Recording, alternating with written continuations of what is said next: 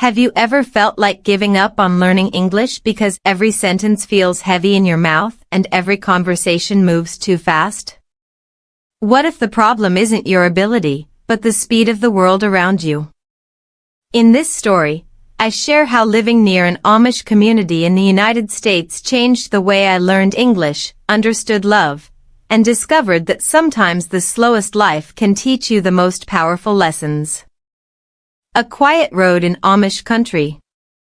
The road was so quiet that morning that I could hear the sound of horse hooves before I even saw the buggy. It was a slow, steady rhythm, clop, clop, clop, moving along a narrow country road in Pennsylvania. No engine noise. No loud music. Just the wind, the trees, and a black carriage rolling calmly toward the sunrise. At that moment, I realized something strange. My life in America was moving very fast, but this place was not.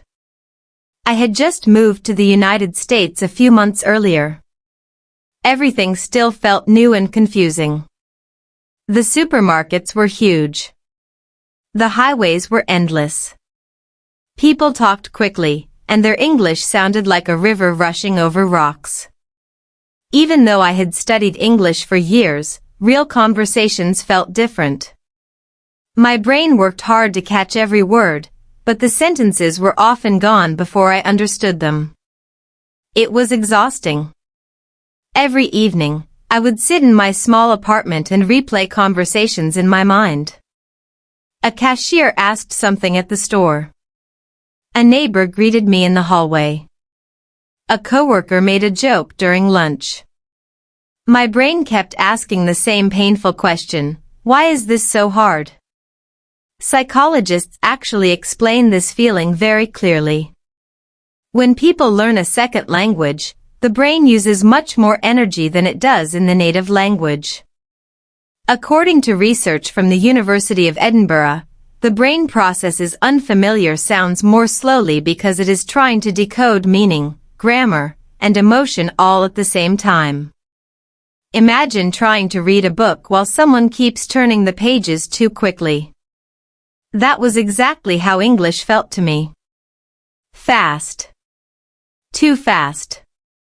But that morning on the quiet road, something different happened.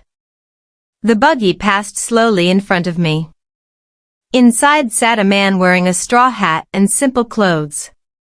His beard was long, and his expression was calm. He lifted one hand and gave a small wave as he passed.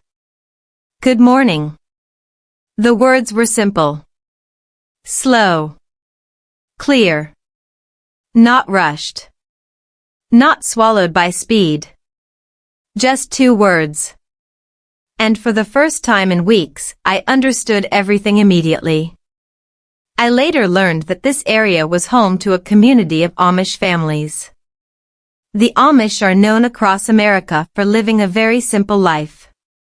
They avoid many modern technologies, no cars, no televisions, no smartphones.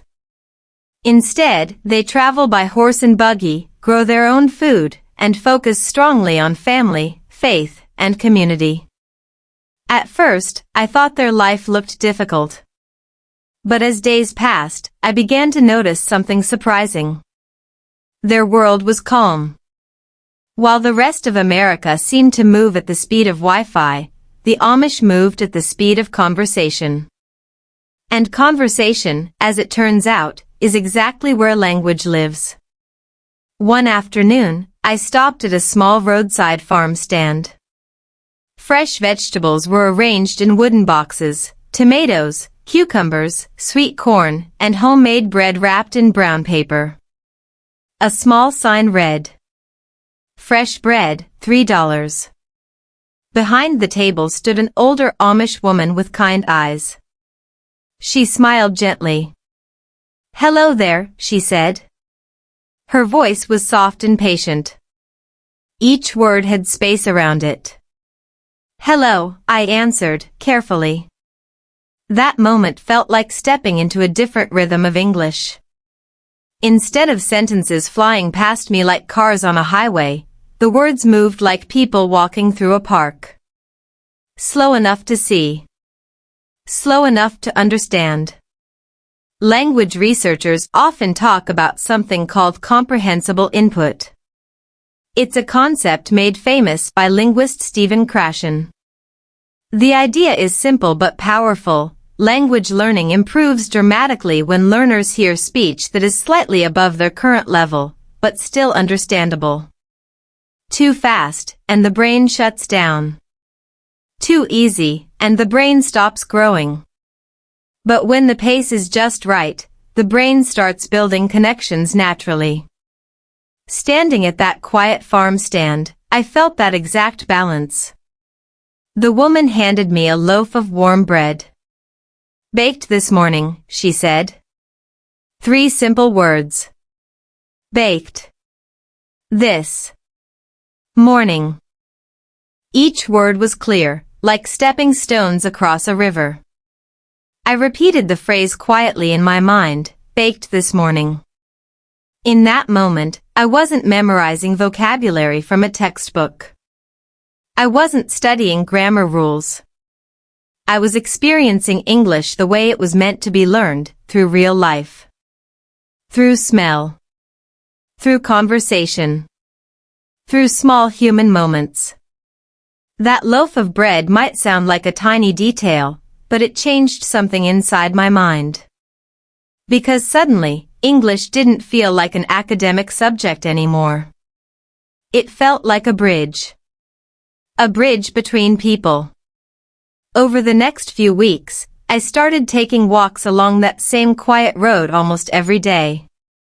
Sometimes I would see farmers working in fields. Sometimes I would see children riding bicycles. And sometimes, slowly moving down the road, another buggy would pass by. Every encounter brought another simple conversation. Nice weather today. Good afternoon. How are you? Short sentences. Real sentences. Living sentences. Scientists who study language acquisition often say that repetition in meaningful contexts is the secret engine of learning. Hearing the same words again and again, but in different situations, helps the brain build automatic understanding. And the Amish countryside turned out to be the perfect classroom. No loud distractions. No fast-talking crowds. Just space. Space for listening. Space for thinking. Space for speaking. Looking back now, that quiet road became the beginning of a story much bigger than I expected. A story about language, yes, but also about love, patience, and the strange ways life teaches its most important lessons. Because one morning on that same road, I would meet someone who would change my life completely. But that part of the story hadn't happened yet. At the time, I was simply a person walking slowly through Amish country, holding a loaf of warm bread, and realizing that sometimes the fastest way to learn something new is to slow your life down. And that quiet discovery was only the beginning. When my English felt broken. Something strange happens when you move to another country with a language that isn't your own. On paper, you might look prepared. You passed exams. You memorized vocabulary lists. Maybe you even watched hundreds of English videos online. But real life doesn't speak like a textbook. Real life speaks fast, casually, and sometimes without mercy. During my first months in America, my English often felt like a bicycle with one broken wheel.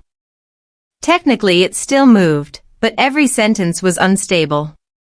One afternoon at a grocery store, I stood in line holding a basket with bread, milk, and eggs.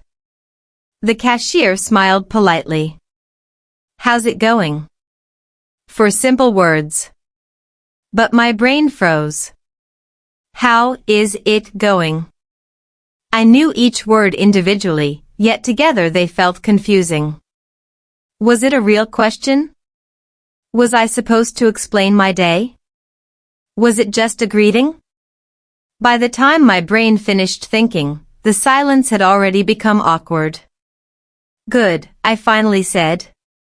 The cashier nodded quickly and scanned the items. The conversation was over before it even began. Walking out of the store, I felt something heavy inside my chest. It wasn't anger. It wasn't embarrassment exactly. It was something closer to discouragement. Language experts often describe this feeling as language fatigue. When the brain constantly works to translate, decode accents, and search for vocabulary, it burns enormous mental energy. Studies from Stanford University show that second language processing can require up to twice the cognitive effort compared to speaking your native language. That explains why many language learners feel exhausted after even small conversations. And exhaustion can quietly turn into doubt. At night in my apartment, I sometimes replayed conversations again and again. My brain behaved like a detective reviewing security footage. Why didn't I answer faster? Why didn't I understand that joke? Why did everyone else speak so easily? These thoughts can be dangerous for motivation. Psychologists call it the comparison trap. When learners constantly compare their ability to native speakers, they begin to feel smaller and smaller. And the truth is simple. Comparing yourself to a native speaker while learning a language is like comparing someone learning to swim with a professional Olympic swimmer. Of course, the difference looks huge. But the real goal is not perfection. The real goal is progress. Still, progress didn't feel obvious at the time. One evening I sat by the small window of my apartment watching cars pass under streetlights. My notebook was open on the table. Inside were dozens of English phrases I had written down. How's it going? Take care. See you around. No worries. These were everyday phrases Americans used constantly. But they were not the kind of sentences language textbooks usually teach first. And that was the problem. Traditional language learning often focuses on grammar structures before real conversation. But research in language acquisition shows that humans actually learn faster when language is connected to emotional experiences. Memory loves emotion. If a word appears in a meaningful moment, a joke, a surprise, a friendship, it sticks inside the brain much longer. But when a word only lives inside a textbook, the brain often forgets it quickly. At that time, I was trying to learn English mostly from books and online lessons. Useful, yes. But something important was missing. Real human rhythm. A few days later, I took my usual walk along the quiet country road near the Amish farms. The air smelled like grass and fresh soil. In the distance, a horse pulled a wooden buggy slowly along the road. Life here moved differently. Slower. Gentler. And something interesting happened to my mind whenever I walked there. My thoughts slowed down too. Neuroscientists explain this effect in a fascinating way. When humans spend time in calm environments, nature, quiet neighborhoods, rural areas, the brain produces lower levels of cortisol, the stress hormone. Lower stress improves memory, attention, and language processing. In simple words, a calm mind learns faster. That might explain why my small conversations near the Amish farms felt easier than conversations in busy supermarkets. One afternoon I stopped again at the small farm stand where I had bought bread before. The same older woman was there, arranging vegetables into wooden baskets. She smiled when she saw me. Back again, she said. 3 easy words. Back. Again. My brain understood them instantly. Yes, I answered. Your bread, very good. My sentence was simple, maybe even imperfect. But something beautiful happened. She laughed warmly. Well, thank you kindly. That phrase was new to me. Thank you kindly. But the meaning was clear from her smile and tone. Language experts call this context learning. When the brain sees facial expressions, body language, and real situations, it fills in missing pieces of meaning automatically. Children learn language this way naturally. Adults can learn the same way too. Standing there beside baskets of tomatoes and corn, I suddenly realized something important. My English was not broken. It was simply growing. And growth always looks messy in the beginning. Think about a garden in early spring. At first, the soil looks empty. Small green shoots appear slowly. Some plants grow unevenly. Some leaves look weak. But underneath the soil, roots are spreading quietly. Language learning works exactly the same way. Every conversation, no matter how small, adds another root. That day I walked back home carrying another loaf of bread, but my thoughts felt lighter than before. Maybe learning English didn't require speaking perfectly. Maybe it only required speaking honestly. Little by little. Word by word. And without realizing it yet, those slow conversations near the Amish farms were preparing me for someone I would soon meet, someone whose quiet voice and patient words would change both my English and my life in ways I never expected. But that meeting was still waiting just around the bend of that quiet road. The morning I met Eli. Morning in Amish country has a very particular kind of silence. It isn't empty silence. It's the kind that carries small sounds very clearly, the wind moving through tall grass, the distant creak of a wooden fence, the slow rhythm of horses walking along the road. That morning felt brighter than usual. The sky was pale blue, and sunlight spread gently across the fields like a blanket of gold. I was walking along the same country road where I had spent many afternoons thinking about my English, my life in America, and the strange mix of excitement and loneliness that often comes with living in a new country. In my pocket was a small notebook.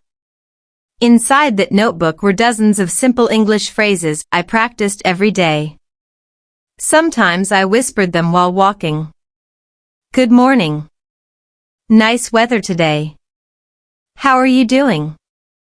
They were basic sentences, but saying them out loud helped my brain build confidence. Language researchers often explain that speaking, even when alone, strengthens neural pathways related to pronunciation and memory.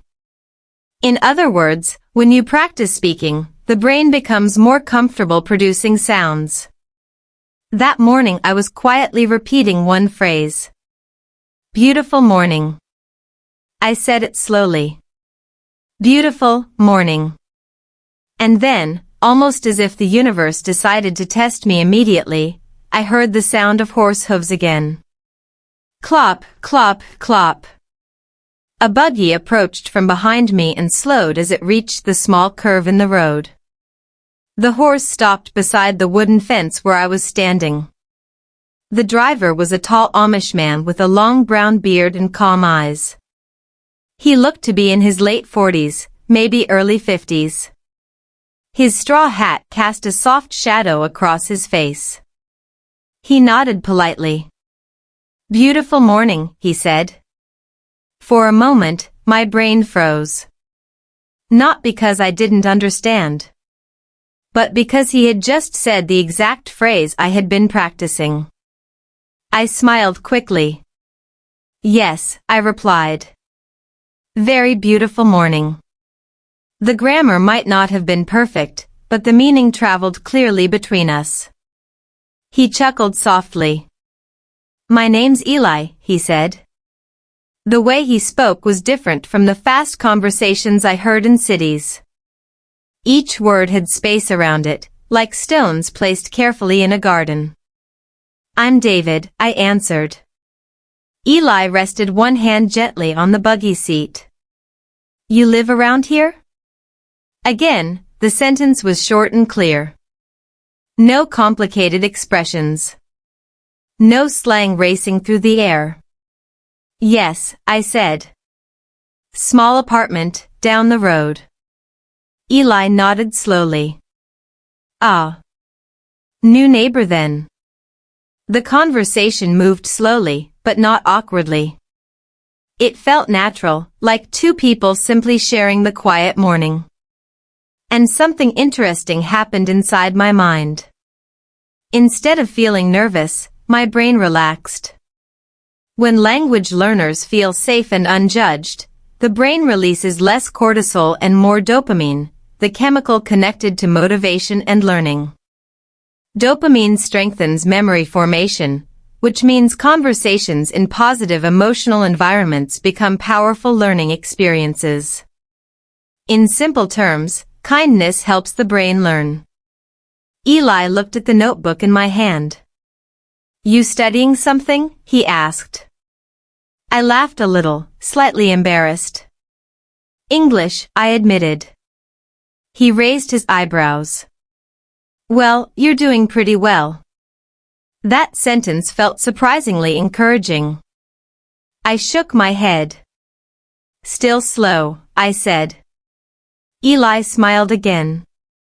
Slow is fine. Then he said something I would remember for a long time. Fast doesn't always mean better. Those 6 words carried a quiet wisdom that matched the entire rhythm of Amish life. Fast doesn't always mean better. Modern society often teaches the opposite idea. Speak quickly. Work quickly. Learn quickly. Move quickly.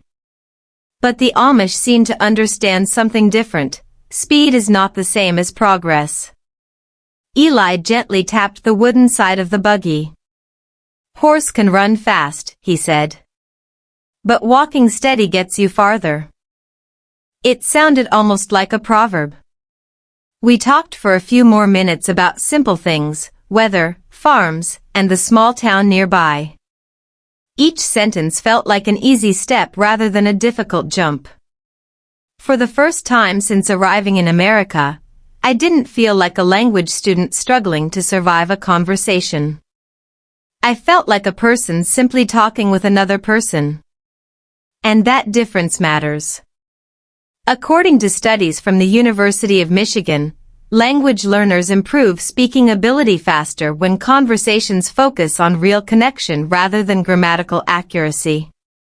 When people feel engaged in meaning rather than perfection, fluency develops more naturally. Before leaving, Eli adjusted the reins gently. Well, David, he said, good talking with you. Then he paused and added something unexpected. If you ever want to practice English, you can stop by our farm. He pointed toward a distant white barn across the fields. We're usually there most mornings. The invitation felt simple. But to me, it felt enormous. Because finding people willing to speak slowly and patiently with language learners is one of the most valuable resources possible. I nodded quickly. Thank you. I will. Eli tipped his hat slightly. Take care now. The horse began moving again, the buggy rolling slowly down the quiet road. Clop, clop, clop. I stood there watching until it disappeared beyond the trees. Then I opened my notebook again and wrote one new sentence carefully on the page. Slow is fine. Looking back now, that short conversation with Eli was the beginning of something much bigger than language practice. It was the beginning of a friendship. And through that friendship, I would soon discover lessons about life, love, family, and the surprising power of living slowly. Lessons that no textbook in the world could ever teach. Slow English, slow life. The first time I visited Eli's farm, I expected something simple. Maybe a short conversation. Maybe a few minutes of polite small talk before returning to my usual quiet walk.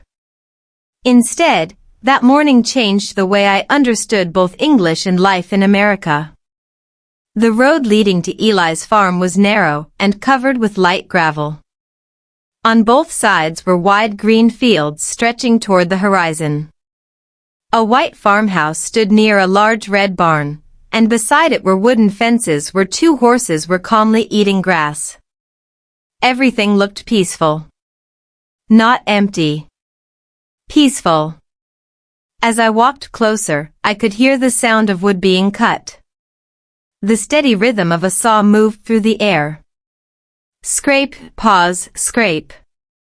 Eli stood beside a workbench outside the barn, shaping a long wooden board. When he saw me, he stopped and smiled. "Well, look who's here," he said. I lifted one hand in greeting. "Good morning, Eli." "Morning, David." Again, the words came slowly and clearly. No rush. No complicated expressions. Language researchers sometimes say that rhythm is one of the hidden keys to comprehension. When speech follows a predictable rhythm, the brain processes sounds more easily. That's one reason music helps people learn languages faster, because rhythm gives the brain structure. The Amish way of speaking had that kind of rhythm. Steady. Balanced. Human. Eli set the saw down and wiped his hands on a cloth. "You come to practice English?" he asked with a grin. I laughed. "Yes. If that's okay." He nodded. "Of course it's okay." Then he gestured toward the barn. "But first, we work." That sentence surprised me. Work. I repeated. Eli chuckled. Best way to learn words is while doing something. At the time, I didn't realize how accurate that statement was. Modern neuroscience strongly supports this idea. The brain remembers vocabulary much better when language is connected to physical actions.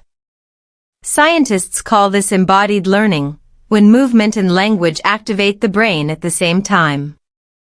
For example, if you learn the word hammer while actually holding a hammer, the brain builds stronger memory connections than if you only read the word in a book. That morning, Eli handed me a small wooden tool. "We fixed the fence today," he said. The sentence was simple enough for me to understand instantly. We walked toward the edge of the field where a section of wooden fence had loosened.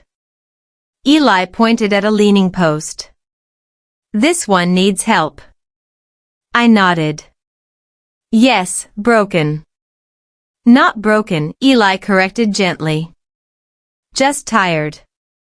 I laughed at that. "Tired fence," I repeated. Exactly.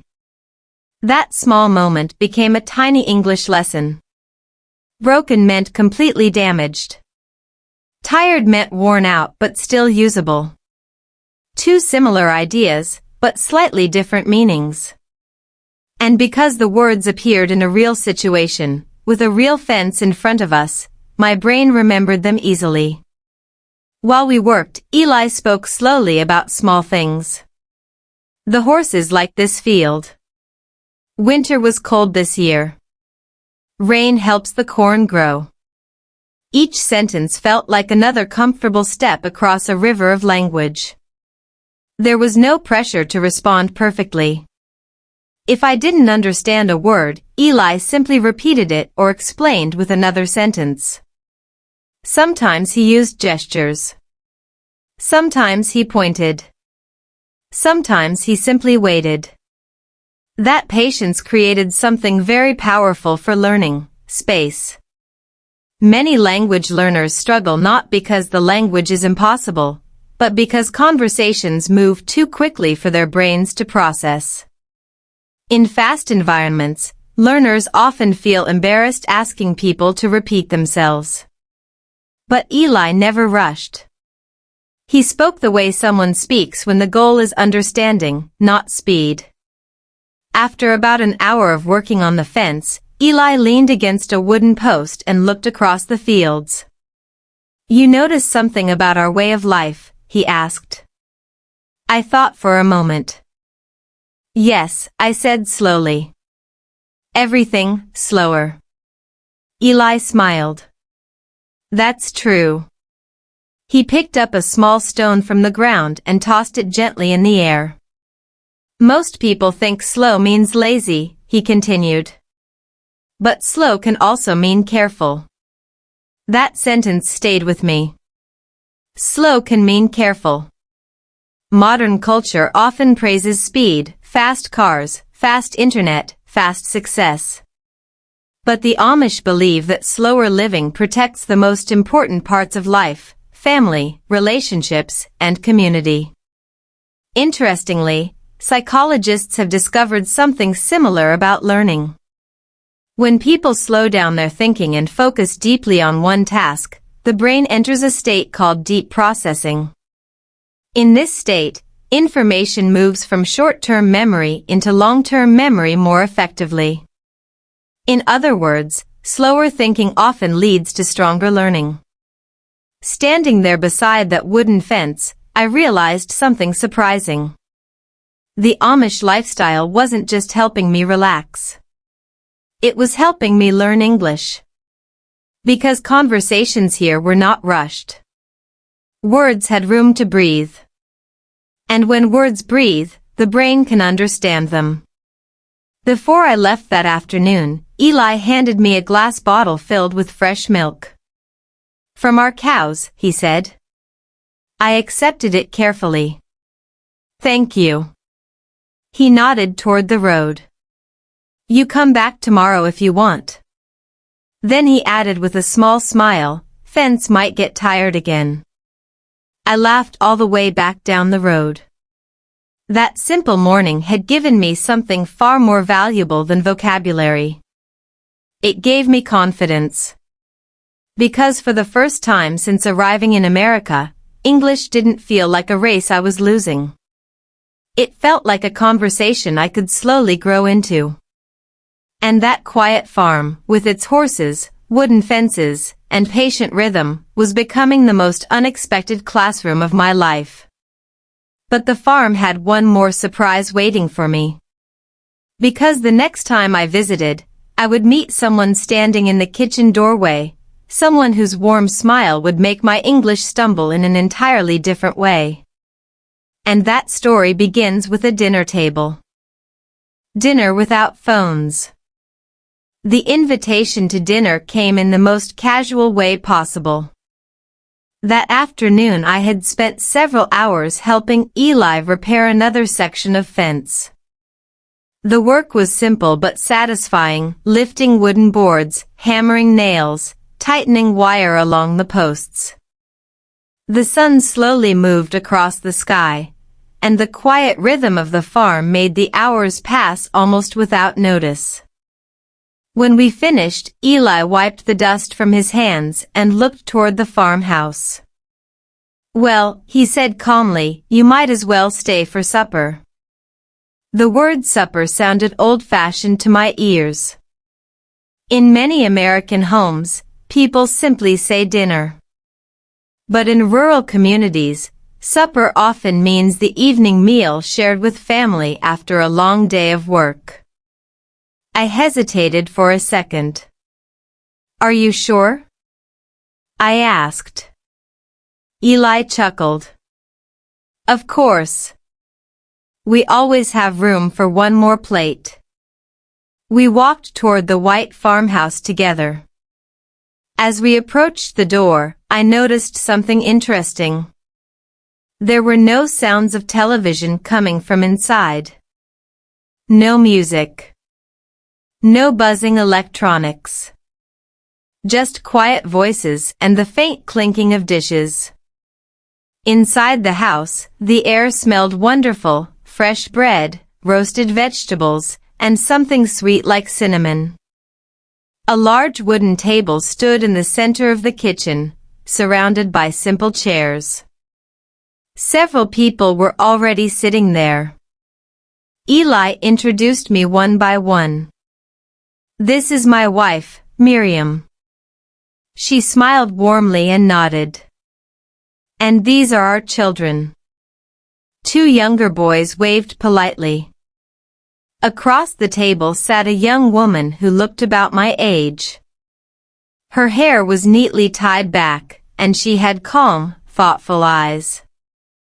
"And this," Eli said, "is my daughter, Sarah." Sarah smiled in a quiet, friendly way. "Nice to meet you," she said. Her voice was soft, but very clear. "Nice to meet you too," I replied.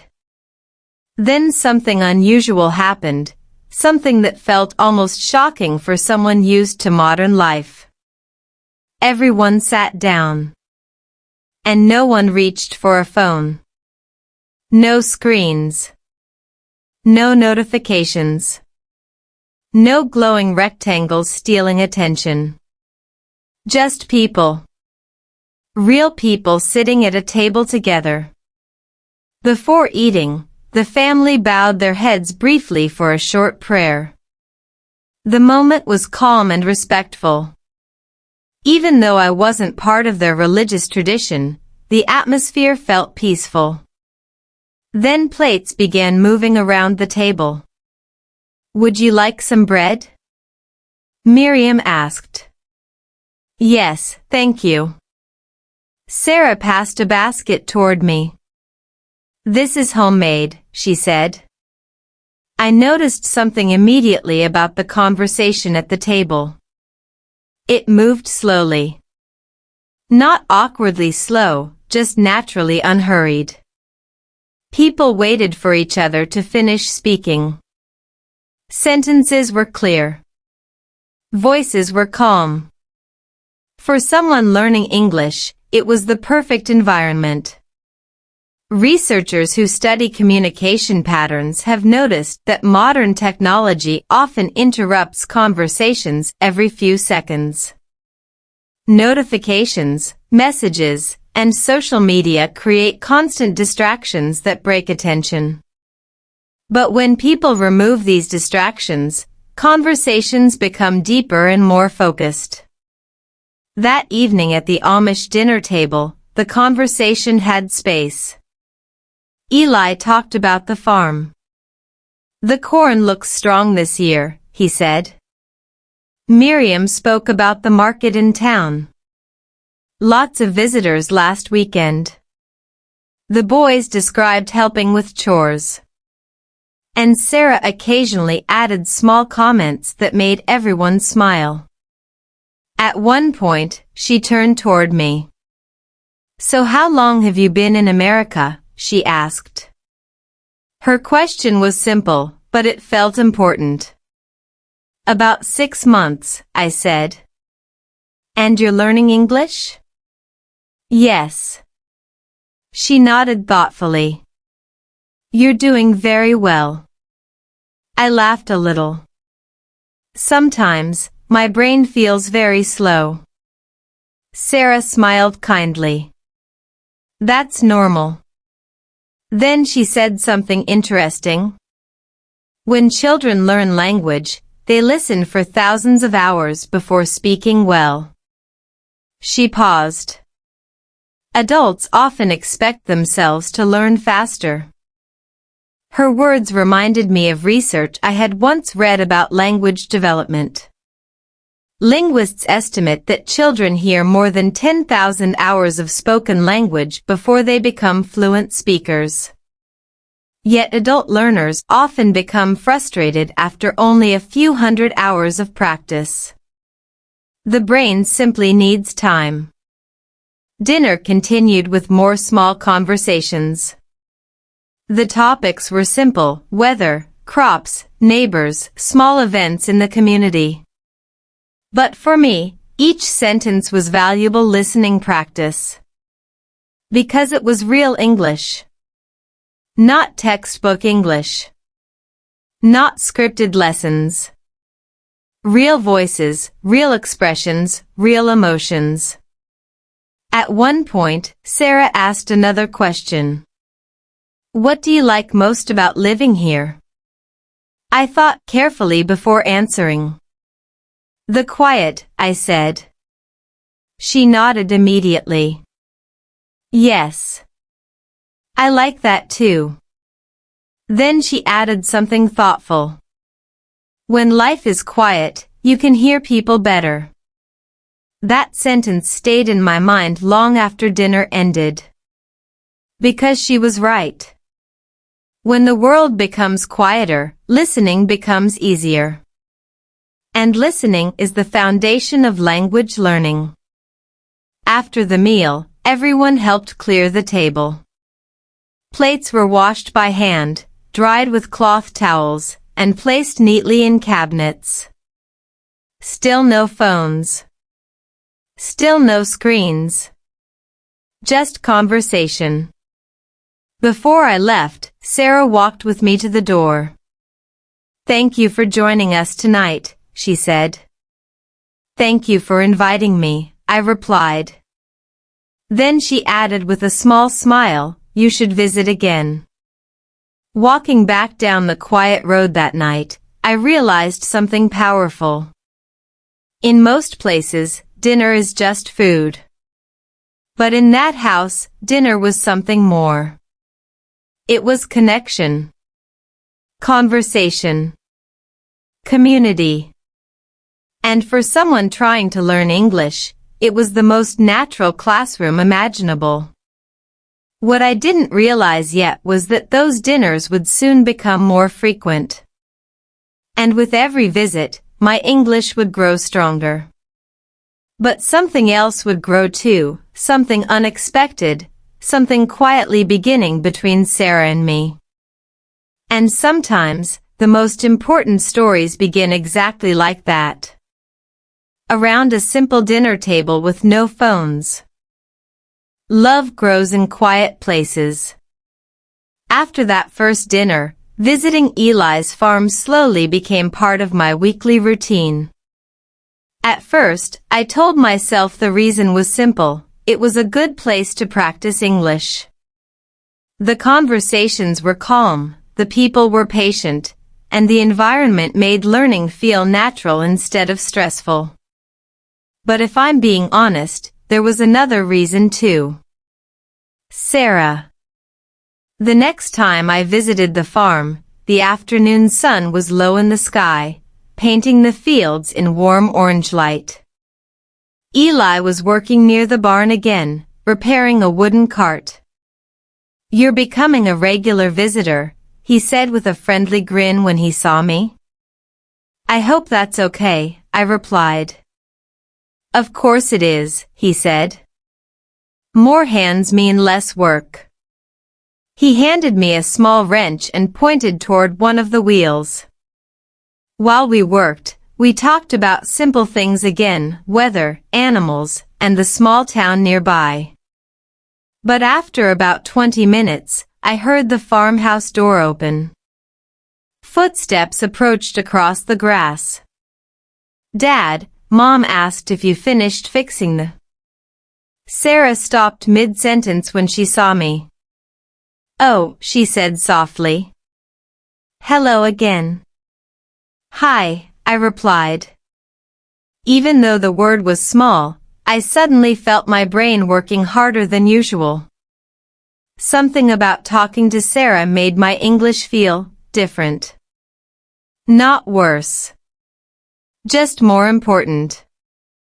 Psychologists actually have a name for this feeling. When we talk to someone we like or admire, the brain releases small amounts of adrenaline. That chemical increases attention but can also make speech feel slightly more difficult. Heart rate rises, thoughts race, and suddenly even simple sentences feel like delicate puzzles. In other words, the brain cares more. And when the brain cares more, language suddenly matters more too. Sarah stood beside the cart and looked at the loose wheel. Still broken, she asked Eli. Not broken, Eli corrected with a smile. Just tired. She laughed immediately. Tired again? I couldn't help smiling too. The joke reminded me of my first lesson with the fence. Sarah looked at me. So, she said, are you learning new English words today? Maybe, I answered. Today I learned, tired wheel. She laughed softly. That's a good one. For the next hour, Sarah stayed nearby helping organize tools while Eli and I finished repairing the cart. Every few minutes she would say something small, ask a question, make a comment, or explain something about the farm. And every time she spoke, I noticed something interesting. Her English was clear. Very clear. Some people speak quickly, swallowing syllables or shortening words. But Sarah spoke carefully, almost thoughtfully, as if she believed words deserved time. For someone learning English, that kind of speech is incredibly helpful. Studies in language acquisition show that learners understand speech better when speakers articulate clearly and pause slightly between ideas. This doesn't mean speaking artificially slowly, but rather speaking with awareness. Sarah had that kind of awareness.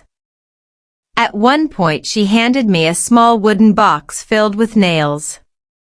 Could you pass these to Dad? She asked. Of course. I handed the box to Eli, then turned back toward her. You help on the farm every day? I asked.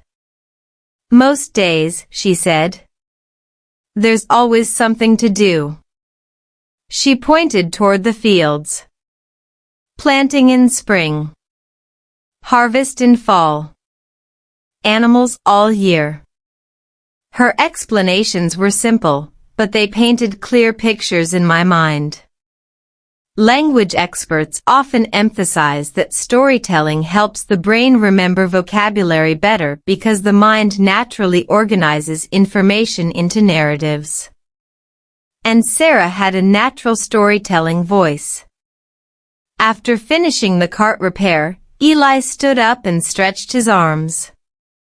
Well, he said, looks like we earned some lemonade.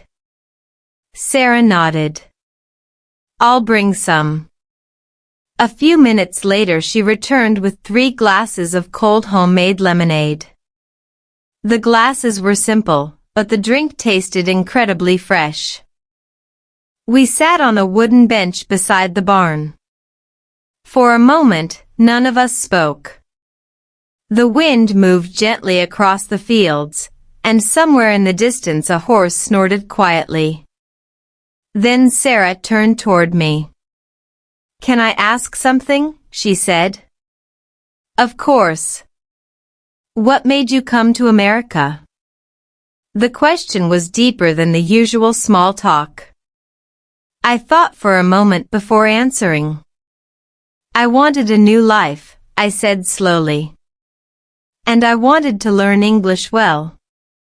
She nodded thoughtfully. That takes courage. I shrugged a little. Sometimes it feels like confusion instead. She laughed. That's normal. Then she said something that surprised me. Learning language is a lot like farming. I raised my eyebrows. How? She pointed toward the fields again. You plant seeds. You water them. But they don't grow overnight. I smiled. That's true. You can't rush them, she continued. You just take care of them and wait. Her words felt simple, but they carried a quiet wisdom similar to Eli's earlier lesson about speed. Language learning, like farming, requires patience. You prepare the soil. You plant seeds. You trust the process. And eventually, growth appears. As the sun began dipping lower behind the barns, Eli stood up. "Time for evening chores," he said. I helped return the tools to the shed. When everything was finished, I prepared to walk back down the road toward my apartment. Sarah walked with me part of the way. "Thanks for helping today," she said. "Thanks for the lemonade," I replied. For a few moments we walked quietly. Then she said something that made me smile. "You know, your English is getting better." "Really?" I asked. "Yes," she said. "You speak more naturally now." I thought about that for a moment. Maybe she was right. Maybe those small conversations, those quiet dinners, and those afternoons working beside the barn were slowly building something inside my mind. Not perfect English, but real English. And something else was growing quietly too. Because somewhere between repairing fences, sharing lemonade, and walking along dusty country roads, my visits to Eli's farm were starting to feel like more than language practice. They were starting to feel like the beginning of a story. And stories, as it turns out, sometimes grow in the quietest places. Learning words from real life. After a few weeks of visiting Eli's farm, something unexpected began to happen to my English. I stopped thinking so much about studying. Instead, I started living the language. This might sound like a small difference, but in reality it changed everything. Before meeting Eli and his family, my learning routine looked very traditional. I watched videos. I memorized vocabulary lists. I wrote sentences in notebooks.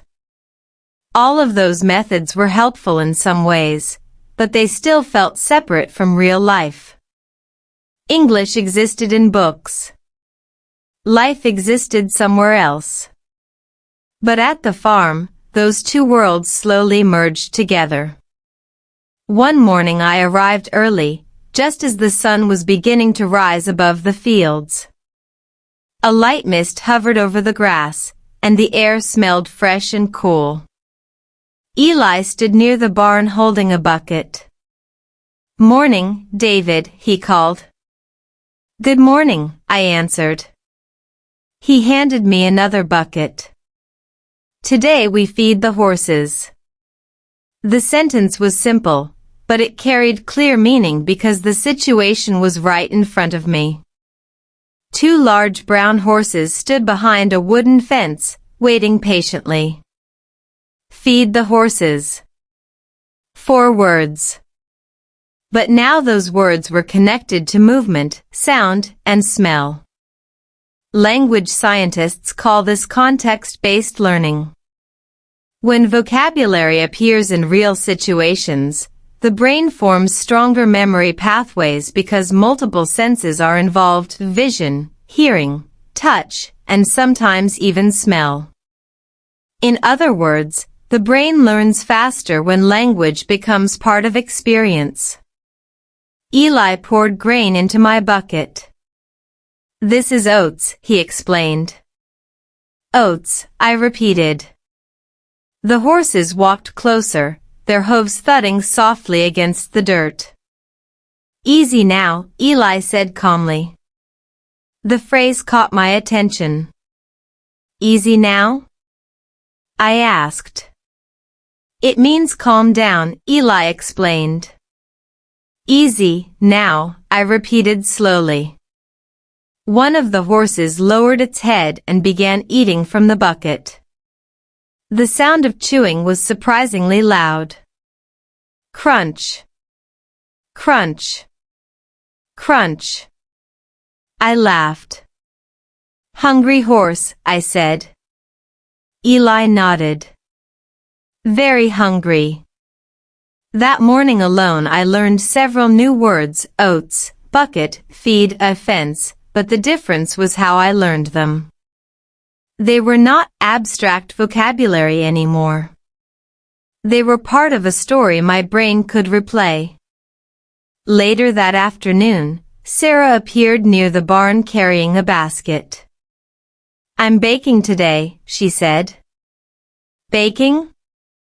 I asked. She lifted the cloth covering the basket. Inside were several small loaves of bread. "Bread," she explained. "I know that word," I said proudly. She smiled. "Good. But do you know this one?" She pointed to a small jar beside the basket. "Honey." "Honey," I repeated. "Want to try?" She handed me a small piece of bread with honey spread across the top. The taste was warm, sweet, and incredibly fresh. "Very good," I said. Sarah laughed. "That's the most common English phrase in the world." "Very good?" "Yes," she said. "People say it about food, weather, movies, almost everything." That small joke turned into another language lesson. Certain phrases appear everywhere in everyday speech. Linguists call these high-frequency expressions. Because they are used so often, learning them early can dramatically improve communication ability. Simple phrases like, "That's good." "I think so." "Maybe later." "Sounds nice." These expressions don't require complex grammar, but they help conversations flow naturally. As the afternoon continued, Sarah and I worked together in the small garden beside the farmhouse. She pulled weeds while I helped carry a wooden watering can. "Careful with that," she said. I stopped. "Careful?" "It means be gentle," she explained. "Ah," I said. "Careful." Again, the word connected directly to action. If I moved too quickly, water spilled over the edge. So I walked slowly. Carefully. Each new word felt like adding another tool to a growing toolbox inside my brain. Psychologists studying skill development often explain that mastery happens when knowledge becomes automatic. At first, learners must consciously think about every step. But with repeated real-world use, the brain begins producing language without heavy effort. This process is called automaticity. And automaticity grows fastest through meaningful repetition. At the farm, repetition happened naturally. Every morning, feed the horses. Every afternoon, fix something, carry something, build something. Every evening, talk during dinner. The same words appeared again and again, but always in slightly different situations.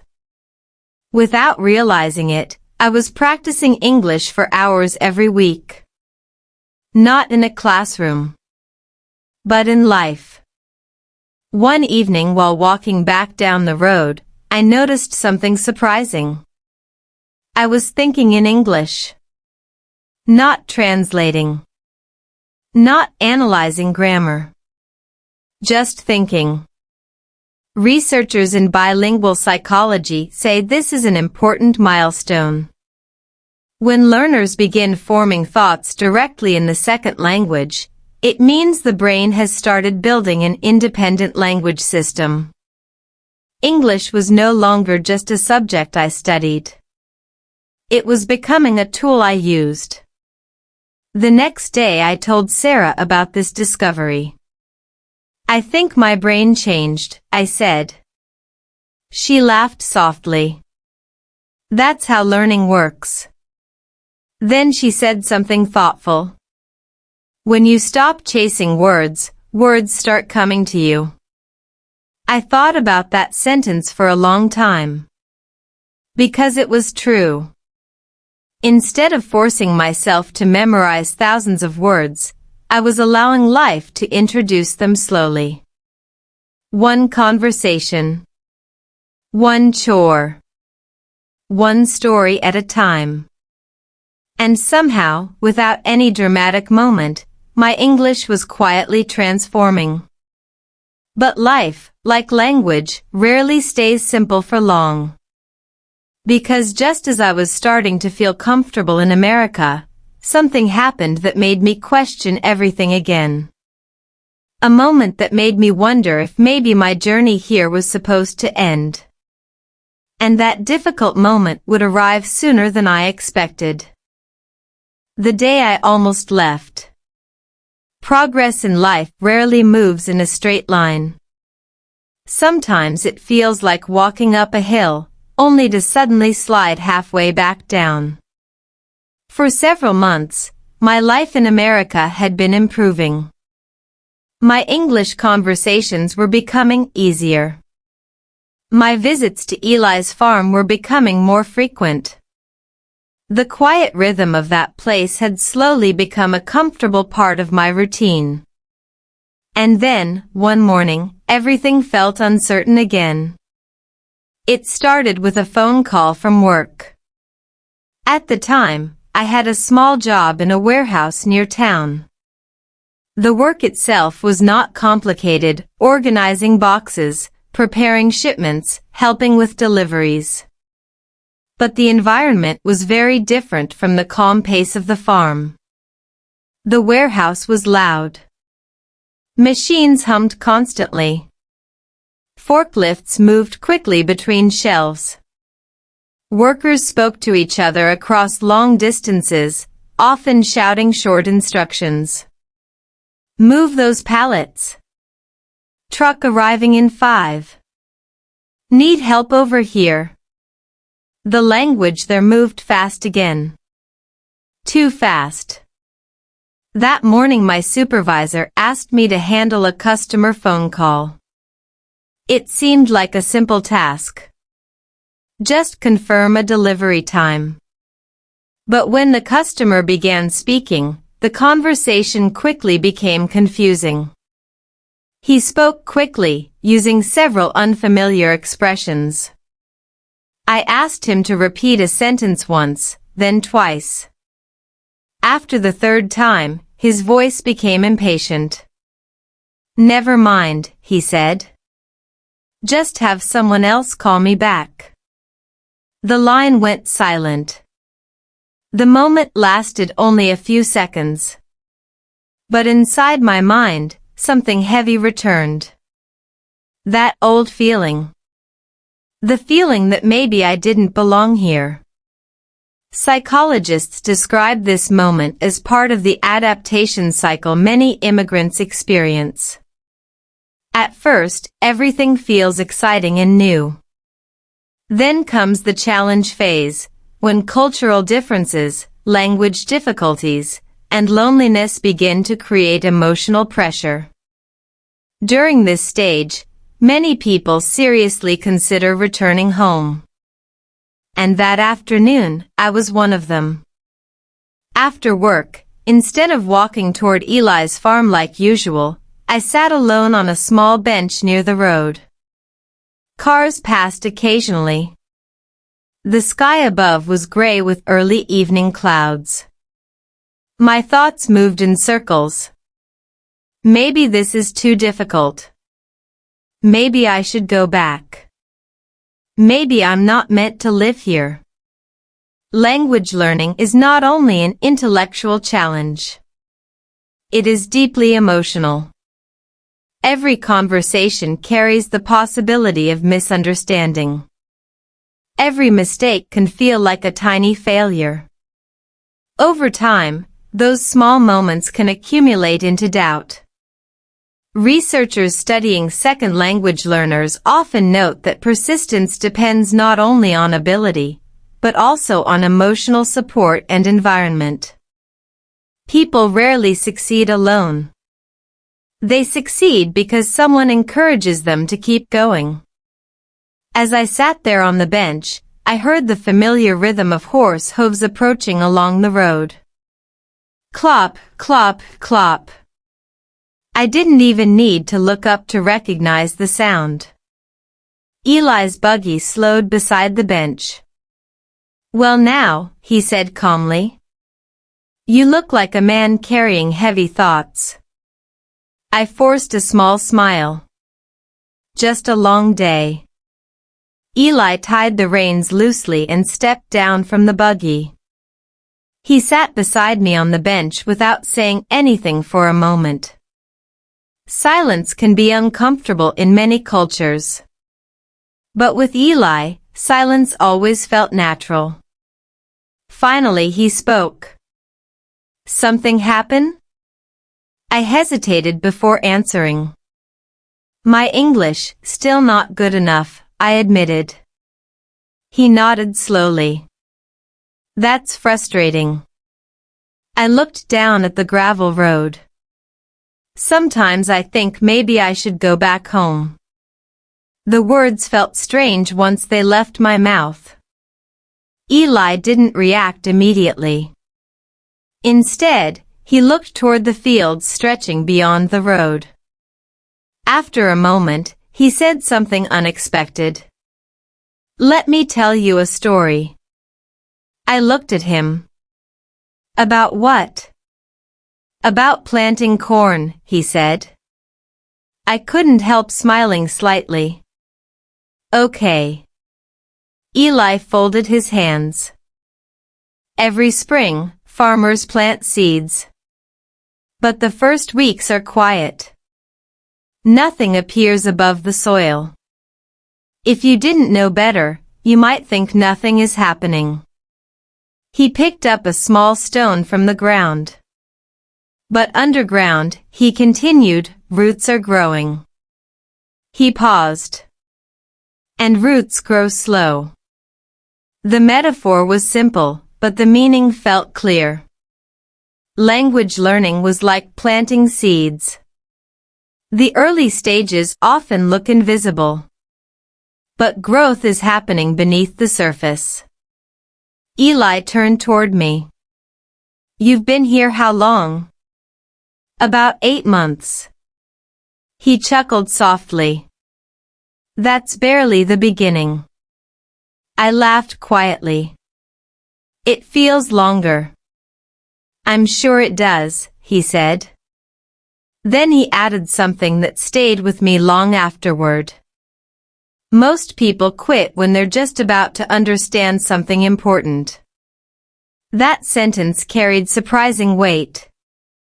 Because deep learning often happens right after frustration reaches its highest point.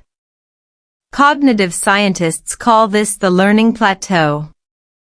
Progress seems to stop temporarily, but the brain is actually reorganizing knowledge internally.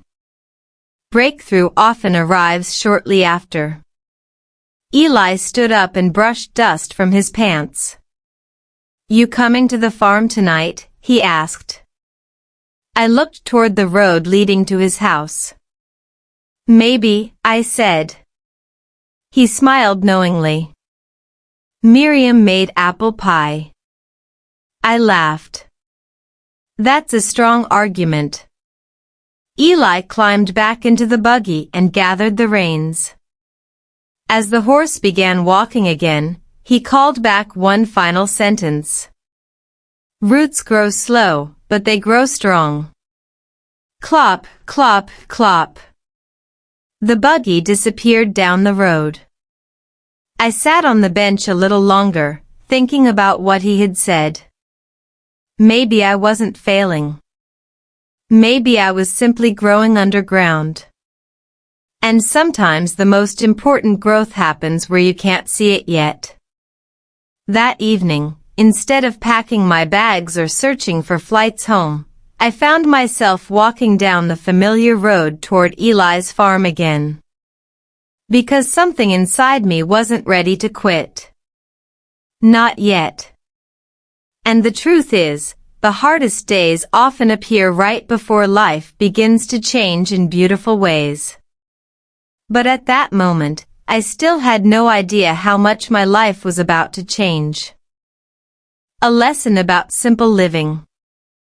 That evening, the lights inside Eli's farmhouse were already glowing softly when I walked up the gravel path. The air smelled like warm apples and cinnamon, just like Eli had promised. For a moment, I stood outside the door listening. Inside, I could hear quiet laughter and the gentle sound of dishes moving on the table. It felt warm, safe, familiar. Just a few hours earlier, I had been sitting on a bench thinking about leaving America. Now I was standing here again, unsure why this place felt so comforting. I knocked lightly on the door. Miriam opened it with her usual calm smile. "David," she said. "Come in." Inside, the kitchen looked the same as always, simple wooden chairs, a large table, soft yellow light from a hanging lamp. No television in the corner. No buzzing phones on the table. Just people. Sarah was placing plates on the table when she saw me. "Oh good," she said with a small smile. "You made it." Her voice sounded genuinely happy. "I heard there was apple pie," I replied. Eli laughed from his chair. "See? The promise worked." Everyone sat down together, and the pie was placed in the center of the table. The smell alone could make anyone forget their worries. As Miriam cut the slices, Sarah looked at me curiously. "Dad said you had a hard day." I shrugged slightly. "Just thinking too much." She nodded. "That happens." Dinner that night was quieter than usual, but not uncomfortable. The conversation moved slowly, touching on small topics like the weather and the harvest season. I noticed something again about the way the Amish family spoke to each other. They listened carefully.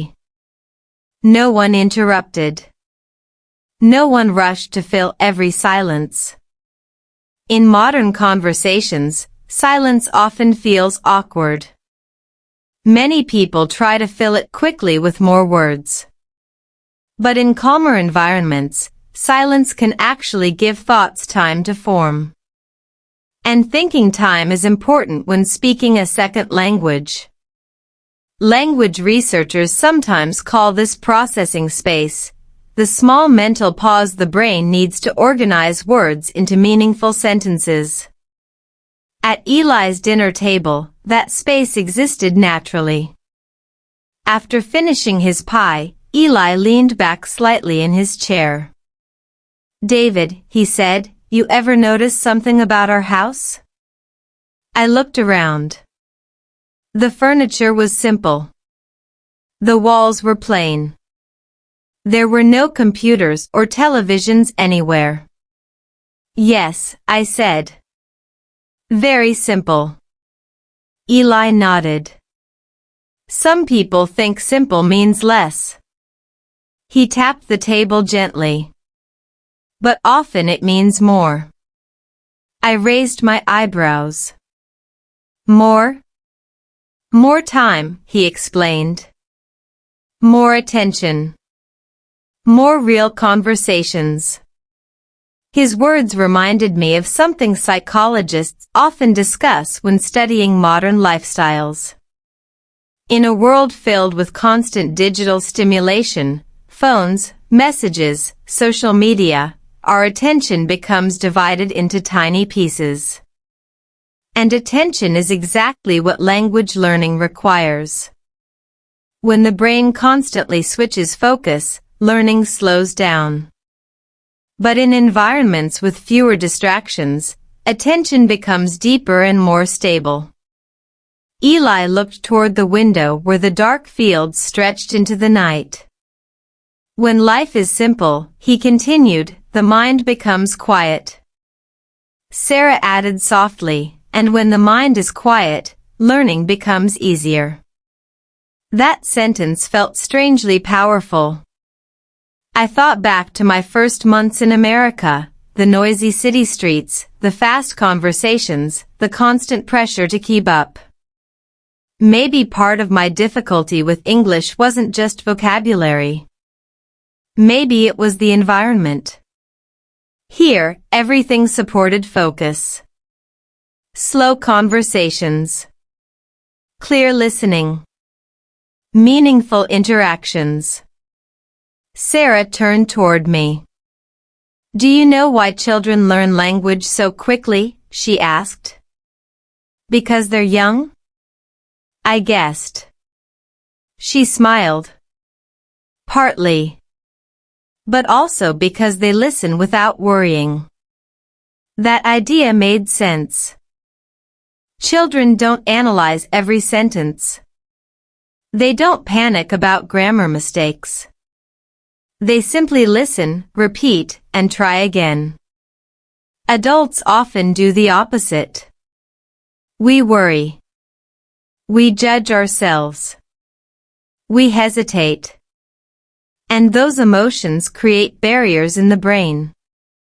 Psychologists call this the affective filter. When learners feel anxious or discouraged, the brain blocks some incoming language information. But when learners feel relaxed and supported, the filter lowers and learning becomes easier. At that moment, I realized something important. This house had become a place where my affective filter disappeared. Here, mistakes were not embarrassing. They were simply part of conversation.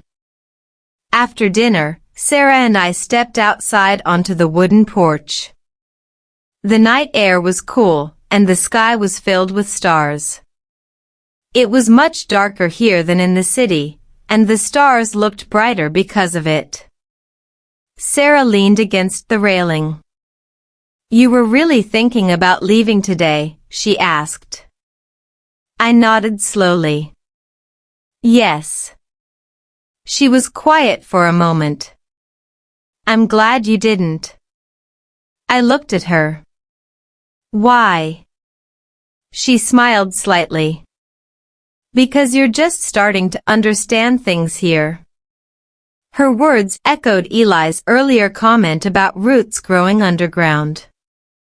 Maybe my journey wasn't finished.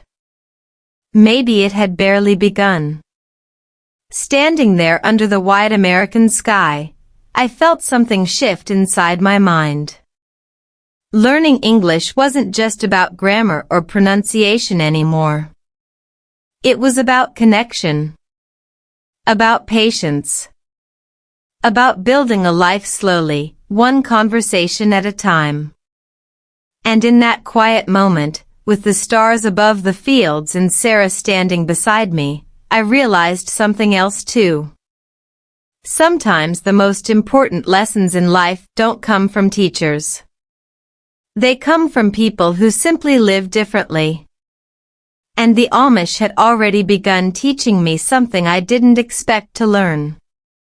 How to live simply. And how simplicity can quietly change everything. Love, language, and courage.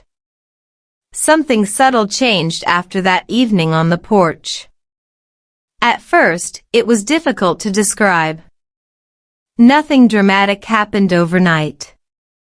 There were no big speeches, no sudden confessions, no movie-style moments where everything becomes clear instantly. Instead, the change arrived quietly. Just like most important things in life. In the weeks that followed, I continued visiting Eli's farm regularly. The daily routines remained the same: feeding horses, repairing fences, helping in the garden, and sharing dinners around the large wooden table. But conversations between Sarah and me began to grow longer. And deeper. One afternoon we were stacking wooden boards inside the barn. Dust floated through the air in thin lines of sunlight coming through the wooden walls. The barn smelled like dry hay and warm wood. Sarah handed me another board. "You're faster now," she said. "With the boards?" I asked. She smiled. "No. With English." I laughed. "Sometimes my brain still feels slow." She leaned against one of the posts. "Slow doesn't mean bad," she said. That sentence reminded me immediately of Eli's earlier wisdom. Fast doesn't always mean better. Slow is fine. It seemed that patience was almost a philosophy in this family. While we worked, Sarah asked me more about my life before coming to America. "What was your home country like?" she asked. I tried to describe it as clearly as possible: busy streets, crowded cities, loud markets filled with voices and music. She listened carefully. "That sounds very different from here," she said. "Yes," I agreed. "Very different. But you still chose to come." I nodded. "Yes." She looked curious. "Why take such a big risk?" The question made me pause for a moment. Because the answer wasn't simple. "I wanted to build something new," I said slowly. "A different future." Sarah didn't answer immediately. Instead, she walked to the barn door and looked out toward the fields. The wind moved through the tall grass, making soft waves across the land. Then she said something thoughtful. "Starting a new life always requires courage." Her words felt heavier than they sounded. Psychologists often describe courage not as the absence of fear, but as the decision to continue moving forward despite fear. For immigrants, language learners, and anyone starting over in a new environment, courage becomes a daily practice. Every conversation requires it. Every mistake requires it. Every attempt to connect requires it. And language itself becomes part of that courage. Because when you speak in a new language, you are allowing people to see you in an unfinished form. Imperfect. Learning. Human. That afternoon, as we continued stacking boards, Sarah suddenly asked another question. "Can I tell you something honestly?" "Of course," I said. "When you first came to dinner at our house," she said, "you looked very nervous." I laughed. "I was." She smiled. "But you still talked." I tried. "That matters," she said. Her voice carried quiet sincerity. Many people would stay silent instead. I thought about that. Language teachers often emphasize that speaking practice is the most powerful tool for developing fluency. Yet many learners avoid speaking because they fear making mistakes. But mistakes are exactly how the brain learns. Neuroscience studies show that when the brain makes an error and then corrects it, the learning process becomes stronger.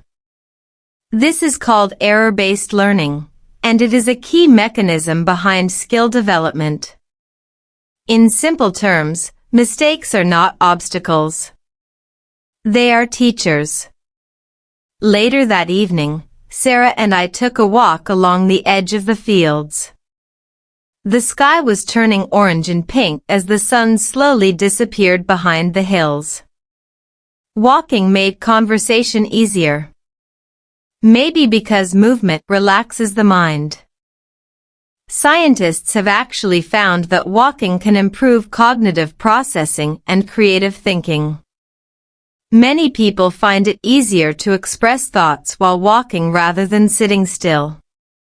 As we walked, Sarah pointed toward the horizon. "Beautiful sunset," she said. "Yes," I agreed. Then I decided to say something I had been thinking about for a while. "You know," I said, "when I first came to America, I was very lonely."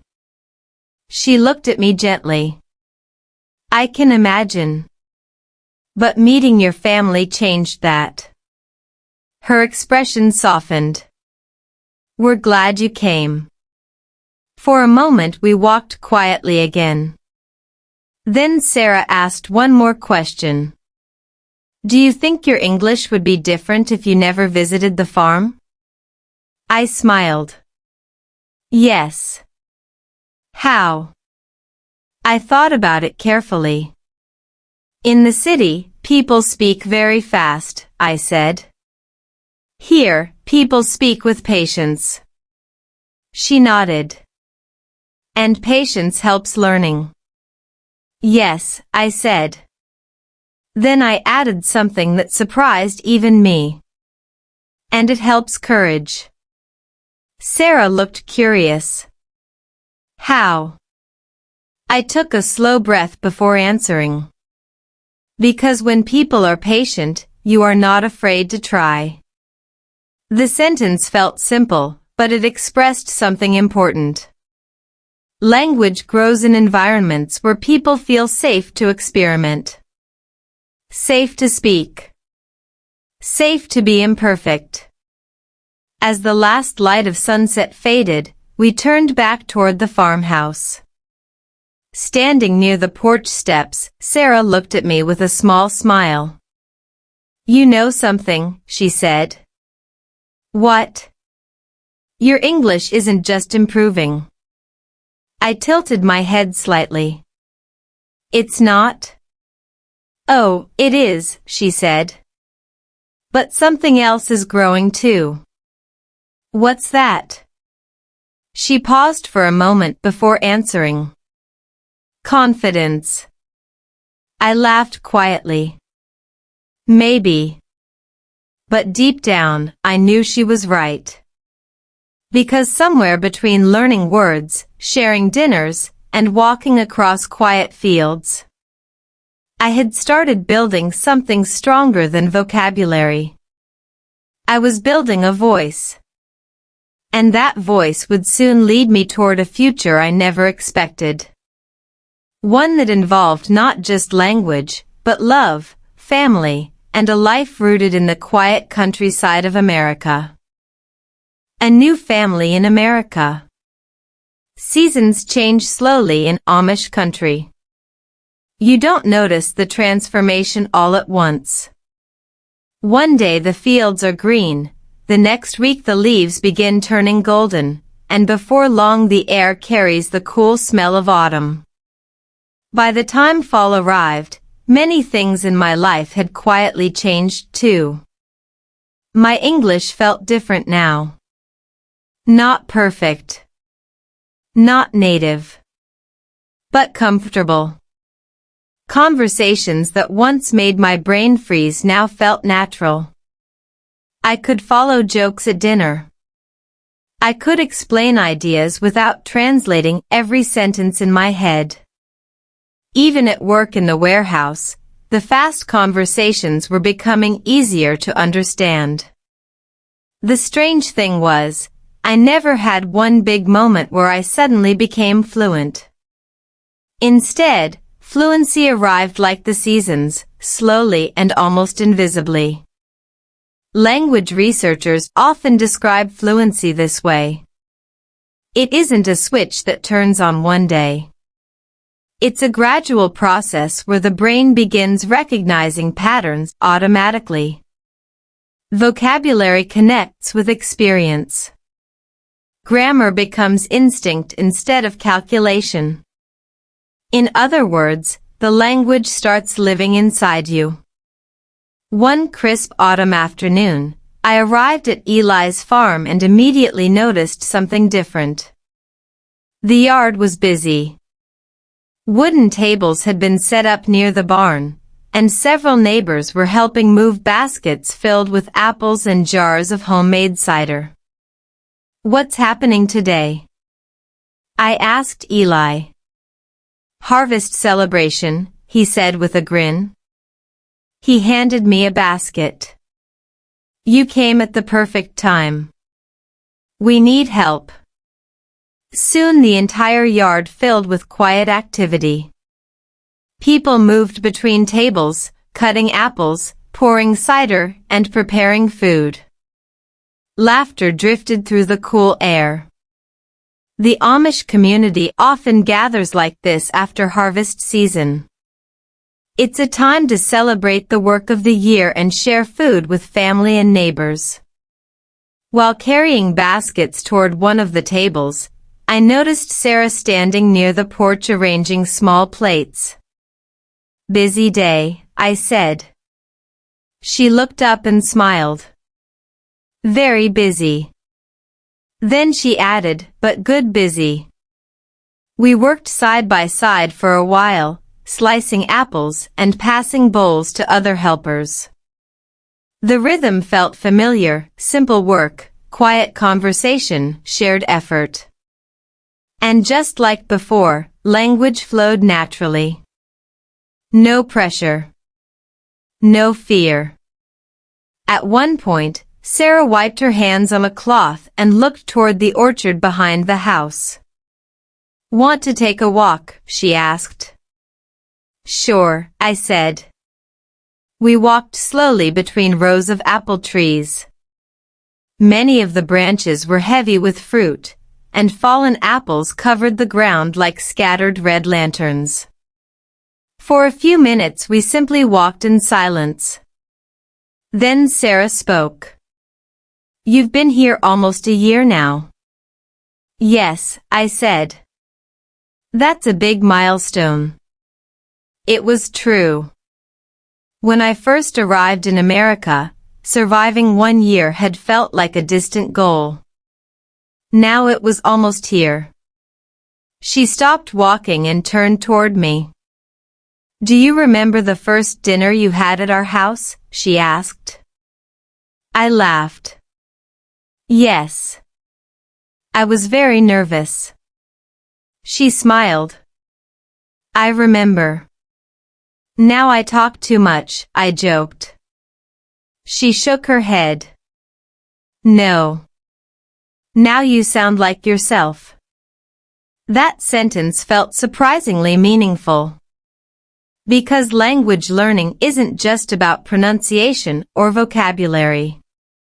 The real goal is reaching a point where you can express your personality, your humor, your ideas, your emotions. When that happens, the language stops feeling foreign. It becomes part of who you are. Sarah looked down at the ground for a moment, gently kicking a fallen apple with her shoe. Then she said something quietly. "I've been thinking about something." "What?" I asked. She hesitated briefly. "You know our community is very traditional," she said. "Yes. Life here is simple. Sometimes outsiders find it difficult." I nodded. "I understand." Then she looked up at me. "But you seem comfortable here." Her eyes held a question behind the words. I took a moment before answering. "I think simple life helped me understand many things," I said. "Like what?" "Like patience," I replied. "And listening." She smiled softly. "And maybe love?" The word hung gently in the air between us. I felt my heart beat a little faster. "Yes," I said quietly. Sometimes the most important conversations don't require long explanations. Sometimes a single word is enough. We stood there among the apple trees, the autumn wind moving gently through the branches. Sarah spoke again, her voice calm but sincere.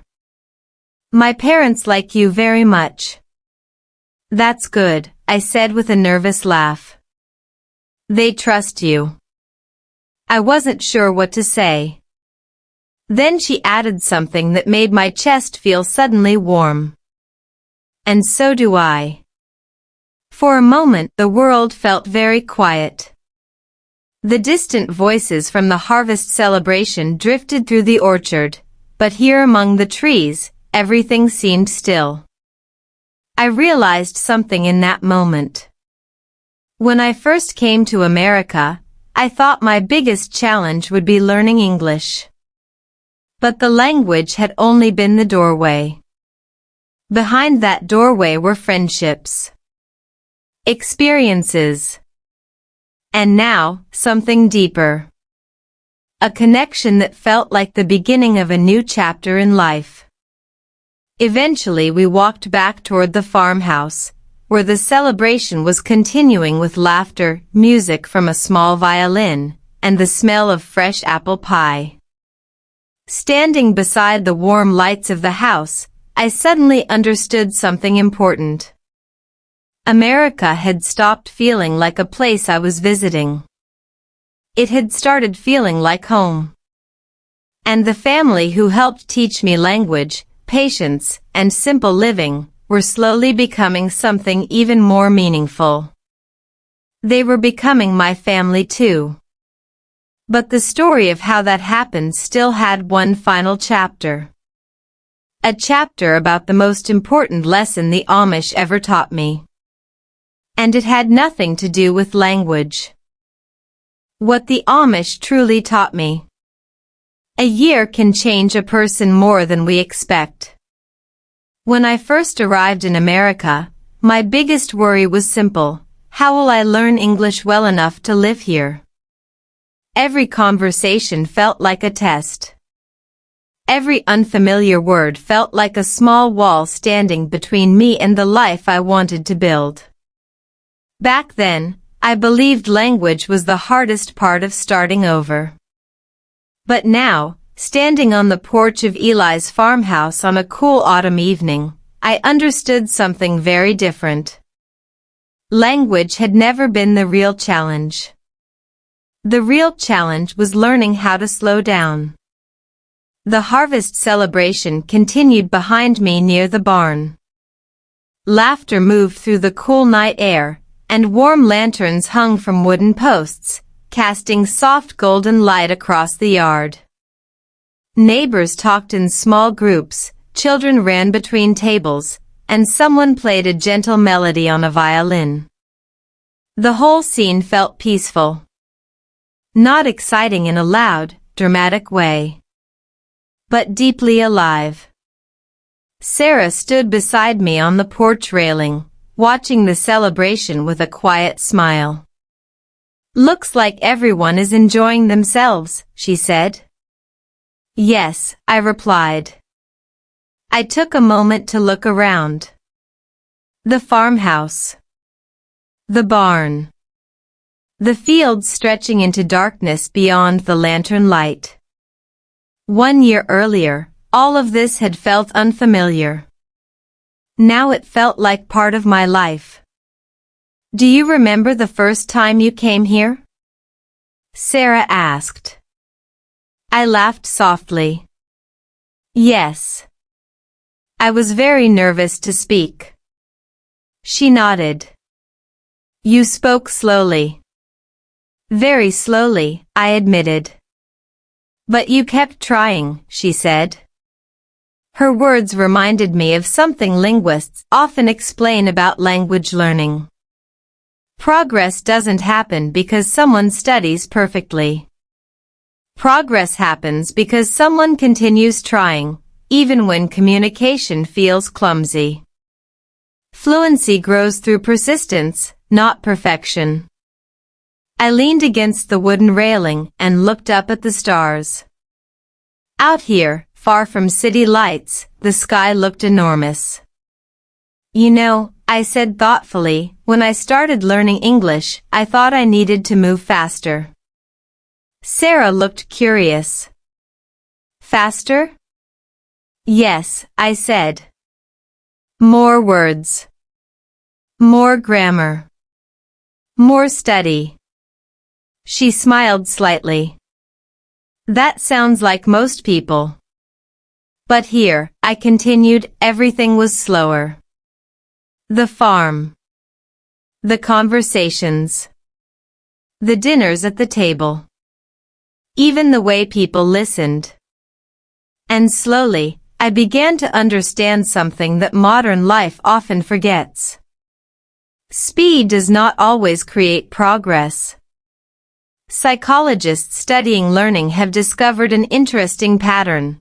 When people slow down enough to focus deeply on fewer things, the brain forms stronger memories and more meaningful connections. This concept is sometimes called deep practice. Instead of rushing through thousands of words, the brain benefits more from truly understanding smaller pieces of language in real situations. That is exactly what happened here. Every conversation with Eli. Every dinner with Miriam. Every quiet walk through the fields with Sarah. Those moments became my real classroom. Sarah rested her elbows on the railing beside me. So what did you learn this year? She asked. I smiled. That's a big question. Try to answer it, she said playfully. I thought carefully. I learned English, I said first. She laughed. That's obvious. But I also learned patience, I added. She nodded. And? I learned that listening is more important than speaking. She seemed to like that answer. And one more thing, I continued. What's that? I looked out toward the dark fields stretching beyond the house. I learned that simple life can be very rich. Sarah was quiet for a moment. Then she said softly, that's something many people never discover. Modern life often teaches us to chase more success, more money, more speed, more noise. But the Amish community had shown me something different. Sometimes a good life is built from fewer things. Slower mornings. Longer conversations. Work done with care. Meals shared without distractions. And love that grows gradually, like roots beneath the soil. As the evening grew colder, Eli stepped onto the porch holding 2 warm mugs. Hot cider, he said, handing one to me. Thank you, I replied. He looked out across the yard, watching neighbors laughing together near the barn. You know, he said thoughtfully, when you first came here, I thought you'd stay maybe a few weeks. I smiled. Me too. But you stayed, he said. Yes. Eli took a slow sip from his mug. Turns out that was a good thing. I glanced toward Sarah, who smiled quietly beside us. And in that moment, I realized something deeply important. My journey to America had begun with a simple goal, learn English. But along the way, that goal had transformed into something much bigger. I had learned a new language, found a new community, discovered a slower way of living, and found someone who made this place feel like home. Standing there under the wide American sky, I finally understood the real lesson the Amish had taught me. Learning a language is not just about words. It's about connection, about patience, about giving yourself permission to grow slowly. Because the most meaningful things in life, language, trust, friendship, love, rarely grow quickly. They grow quietly. One conversation at a time. And sometimes, the slowest path leads exactly where you were meant to be. Before you leave this video, let me ask you something simple but powerful. What if learning English isn't really about studying harder, but about living slower? This journey near the Amish taught me something no textbook ever explained. When life becomes quieter, when conversations become slower, and when people listen with patience, English stops feeling like a problem to solve. It becomes a bridge between stories, between cultures, and sometimes even between two hearts. And maybe that's the real secret of language learning. Not speed. Not perfection. But connection. If this story helped you relax your mind, practice real English listening, and see life from a new perspective, then you're in the right place. On this channel, we explore real English story practice, slow English listening, and true life stories in America that help you improve your listening, reading, and speaking naturally. So here's a small challenge for you today. Come back tomorrow. Listen to another story. And let your English grow, one quiet story at a time. Subscribe to the channel if you want more slow English stories, real English conversations, and life stories from the United States that help you learn naturally. And before you go, tell me in the comments. Where are you learning English from today? Your story might inspire someone else around the world. I'll see you in the next story.